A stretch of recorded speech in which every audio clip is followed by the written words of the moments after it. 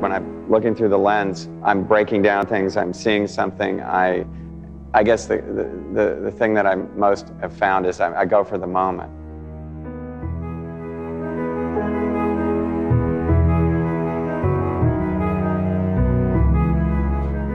Today we're here in the archive of Herb Ritts' work. We estimate that he shot close to 2 million rolls of film during his lifetime. What we're looking at here is the negatives, the transparencies, the contact sheets, the fine art editions, prints that were done from editorial and advertising assignments. Every magazine that Herb ever was published in is all held and archived and documented here in the vaults. I like to push things, even in my commercial work. Sometimes there's not even a line with the editorial. It can even classify as fine art. Looking at this particular job from British Vogue in 1988, you can see how Herb was working through his own process of capturing images.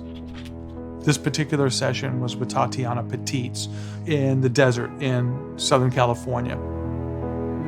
I do like large plains and areas of texture and light, like deserts or oceans. And I like the natural elements that abstract into light and texture and line and shape.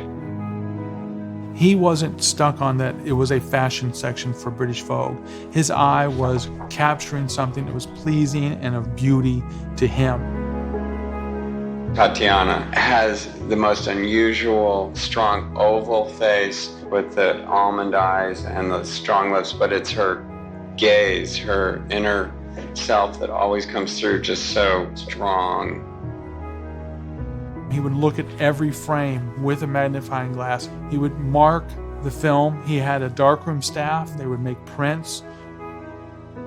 The quality of these prints that he was making were equal to the fine art editions that he would make at the end. This particular image ended up being the fine art edition print that was in the Getty Museum and other museum exhibitions.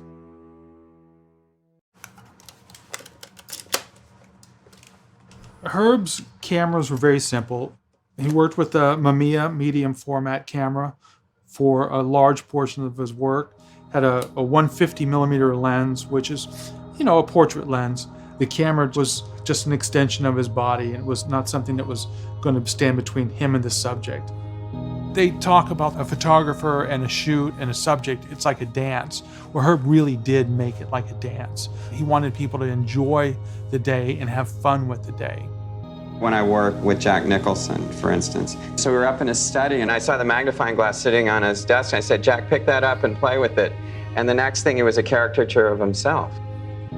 It's really trying to capture an inner quality about somebody in an unorthodox way. He allowed there to be a collaboration between him and the subject. He wanted something fresh and new and innovative.